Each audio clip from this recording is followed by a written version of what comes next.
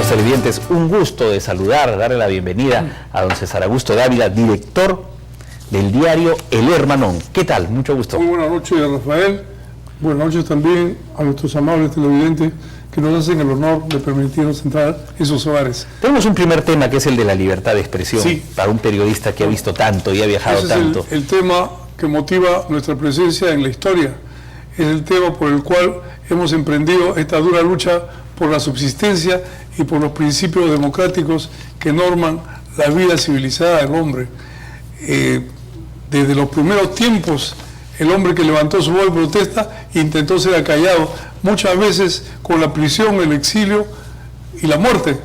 Pero eso no ha significado que los periodistas callemos nuestra voz.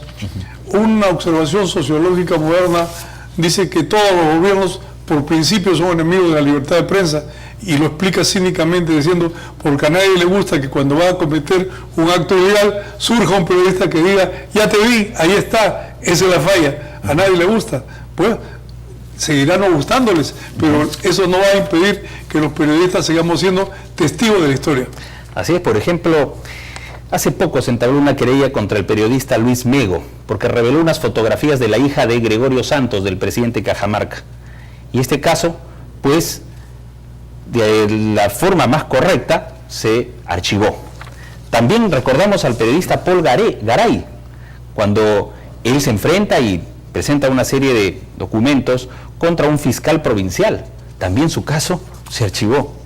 Y la Asociación Nacional de Periodistas también nos revela, por ejemplo, nos recuerda que ya en diciembre del 2009 se absolvió al periodista Alejandro Rupay Machaguay. ¿Por qué? Porque el periodista cumple una labor. ¿Cuál es ese rol, don César Augusto Dávila, que cumple el periodista?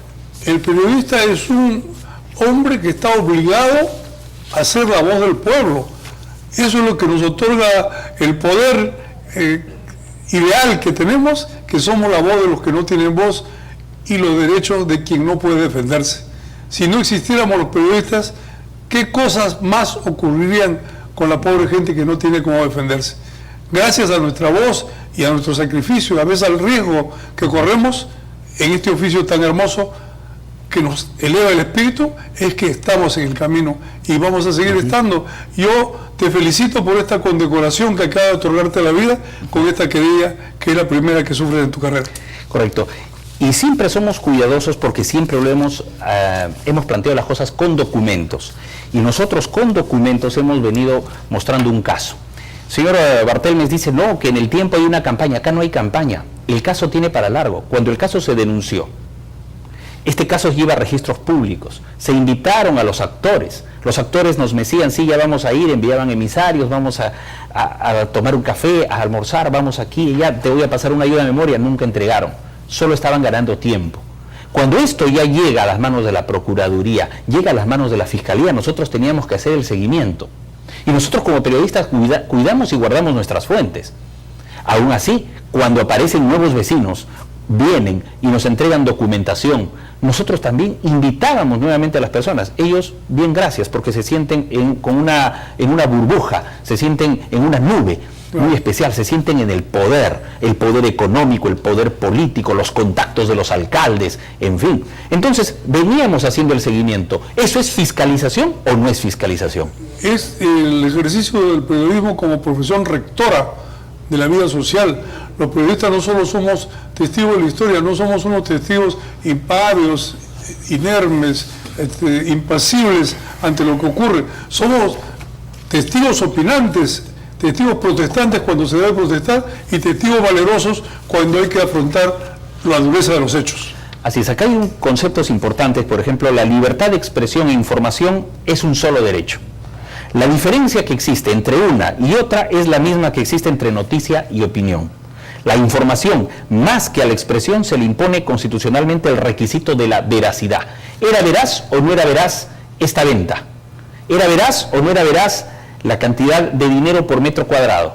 ¿Era veraz o no era veraz también lo que corresponde, por ejemplo, a los vecinos? Los vecinos, esencialmente, que querían expresarse. Claro. Yo hace unos momentos te comentaba que un gran pensador hindú que se hizo famoso por propiciar el pensamiento teosófico y luego liberarse de él, y constituir una fuente del agnosticismo, es Jiddu Krishnamurti, famoso conferencista a nivel mundial, y tituló a la libertad de opinión y de expresión como la primera y última, pues dijo que sin ella no existía ninguna base de convivencia humana. Correcto. ¿Era verdad o no era verdad cuando nuestras cámaras llegaron allá hacia el kilómetro 43 de la Panamericana Sur y comprobaron que había policías, incluso con su ropa de águilas negras, ahí presentes? Las cámaras lo han visto. Entonces nosotros como periodistas revelamos estos hechos y los presentamos al público. Y los vecinos eran incluso de Punta Negra que se sentían indignados y salían a ver qué ha pasado aquí, porque nadie de ellos estuvo enterado, porque ellos quieren viviendas, ellos quieren terrenos, ellos también tienen hijos, y decían, pero yo podía pagar 50 soles, ese terreno valía hasta más. Y sin embargo, ¿cómo así alguien gana un terreno y compra solo a 2.68 el metro cuadrado? El solo hecho de que estas dos humildes señoras hayan sido encarceladas por protestar es un indicativo de que hay algo oscuro y algo sucio. Porque las personas que no tienen nada que ocultar muestran la transparencia a la luz del sol y al mediodía y se la ponen claras. Señor, ¿usted qué quiere? Y esto se le explico, lo vendí por esto y por esta razón, esto cuesta tanto y se acabó. ¿Por qué tengo yo que recurrir a la canallesca maniobra de encarcelar a las personas humildes por el hecho de haber ejercido su derecho a protestar? Amigos televidentes, el último lunes en el programa Belmont Presenta, nuestro fundador lanzó un mensaje muy positivo y era el que nos sentimos orgullosos de ser peruano. Recordemos ese concepto, orgullosos de ser peruanos.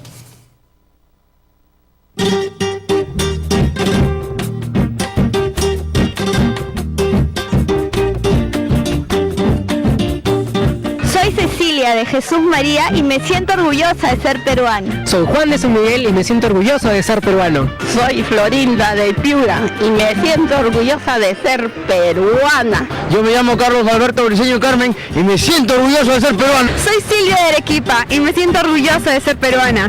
Soy Norma de Jesús María y me siento orgullosa de ser peruana.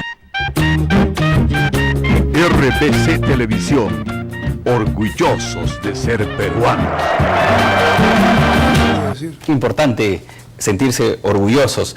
Y ahora, amigos, nosotros vamos a tener más adelante a una invitada muy especial, a Sandra Vázquez, cónsul honoraria de Belice en Veracruz, con quien vamos a hablar de la mujer como emprendedora y de la conexión empresa y cultura. Eso será más adelante. También la columna del doctor Héctor Vargas Aya. Y por supuesto, en el tema del día, se vienen muchos problemas en el transporte urbano, el señor Enrique Vaca, dirigente de transporte urbano en nuestro país. Pero antes vamos a analizar con don César Augusto Dávila la jornada del día, sí, las noticias más relevantes de hoy, 14 de agosto. Para mí, lo más importante es haber quedado puesto en cuestión nuestro derecho a informar libremente.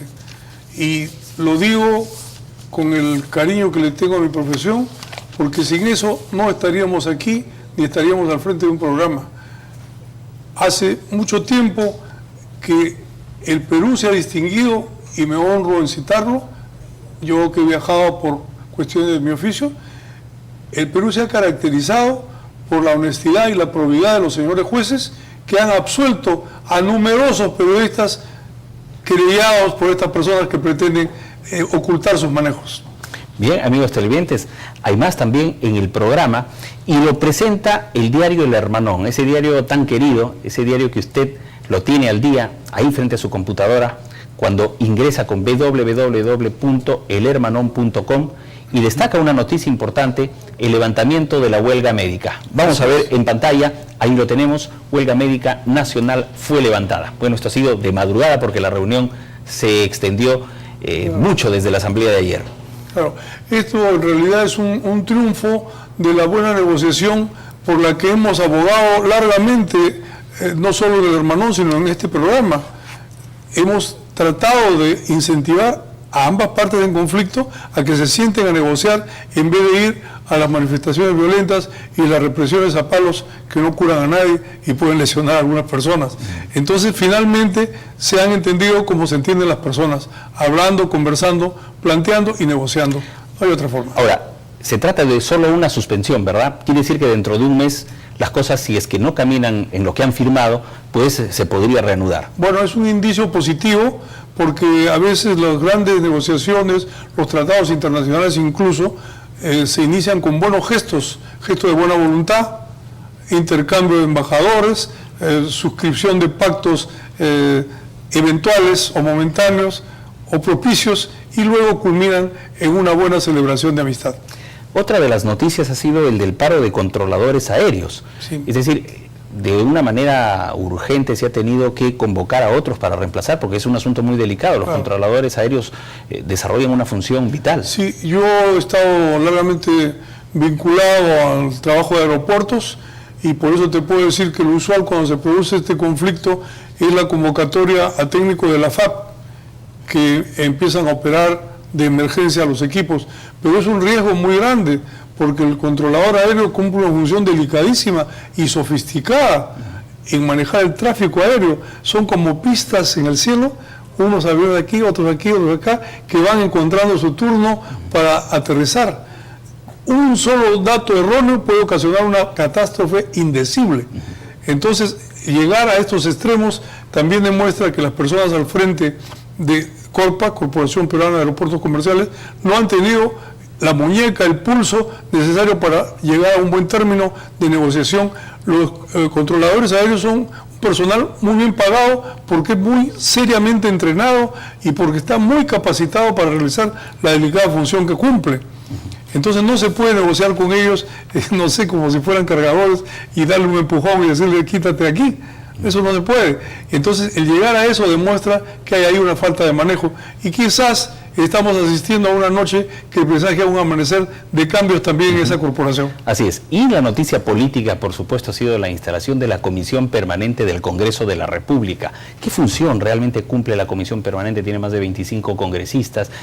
¿Cómo lo ve esto el director del diario El Hermanón? Vamos a mostrar las imágenes de los congresistas que integran esta comisión y la importancia que tiene ahora ya entrando en funciones, porque ha habido, pues, después del 28 de julio todavía quedan algunos flojeando y las comisiones se están instalando recién. Las funciones básicas del Congreso de la República son la fiscalización y la legislación.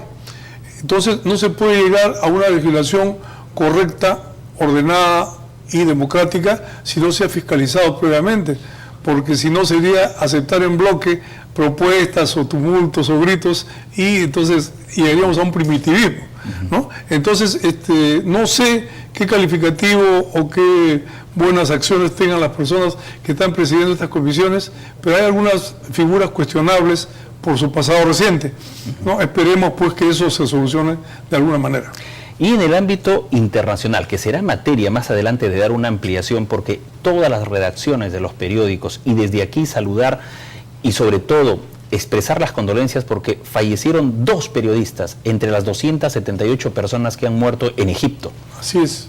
Bueno, es que el periodista en realidad cumple una función de soldado de la noticia, y trabajando en la cobertura de su información a veces pierde la vida.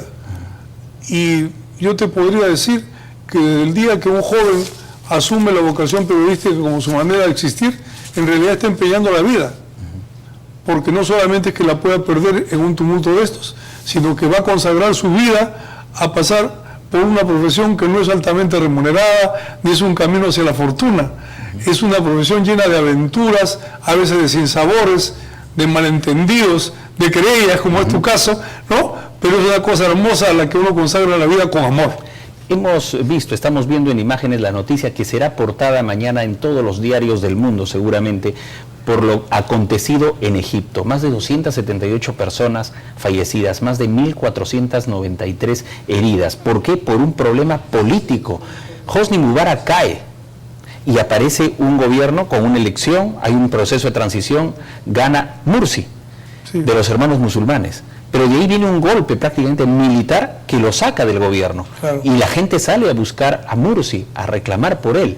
Claro. Y resulta que en medio de eso establecen campamentos en Egipto, claro, que han durado mucho tiempo y ahora han sido desalojados. Podemos analizar ligeramente, porque habría que adentrarse en el complejo mundo musulmán, que no es muy fácil de entender, ¿no?, para saber realmente lo que está pasando, pero grosso modo, prima facie, como se dice en derecho, podemos ver que las personas están reclamando por el derecho atropellado porque se respete lo que ellos decidieron, que es poner un gobierno democráticamente elegido.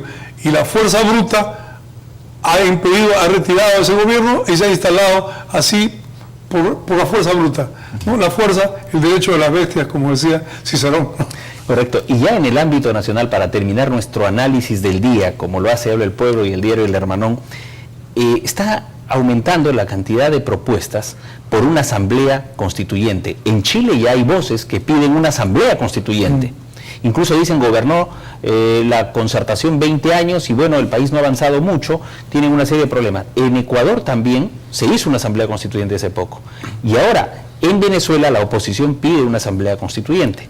En Bolivia, ante el entrampamiento también y la reelección que pretende Morales, también se busca una asamblea constituyente. Cada cierto tiempo se llega a eso. Claro, como tú sabes perfectamente por tu trabajo y tu vinculación diaria a la noticia, las reformas políticas o las convulsiones sociales son oleadas que sacuden el mundo y recorren determinadas zonas de hemisferios lejanos, cercanos, próximos, y podría decirse las ideas están en el aire, hablando de un viejo proverbio. Entonces, lo que sucede aquí forzosamente influirá en lo que sucede acá y posteriormente determinará algunos hechos que habrán de realizarse. En el Perú tenemos en conflicto dos constituciones, y eso es una cosa por la cual habrá que resolver en determinado momento, y no veo otra salida que una asamblea constituyente. No creo que sea este el momento propicio, pero quién sabe, llegará su momento. Hablando de Constitución, se instaló la Comisión de Constitución, la preside el congresista Omar Chejá. Desde aquí le deseamos los mejores éxitos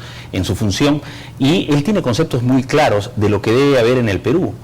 Un Senado, un voto realmente que se respete en las ánforas, que haya una Cámara alta, sí, para que no exista la unicameralidad que tenemos aún. Claro, eso apunta a la Cámara reflexiva, que se puede decir sociológicamente hablando, ¿no? Los jóvenes diputados impulsivos, como se decía antes, la Cámara baja, ¿no? Y los reflexivos, señores senadores, que les enmendaban la plana con frecuencia, ¿no? Eso de la bicameralidad es una cosa que está todavía en discusión. Pero lo que sí puedo decirte es que va a haber algunas reformas al respecto y muy pronto. Correcto. Amigos televidentes, vamos a recordarles la pregunta, por supuesto, siempre vinculado nosotros a la educación, la pregunta, ¿quién lo hizo? Adelante, veamos.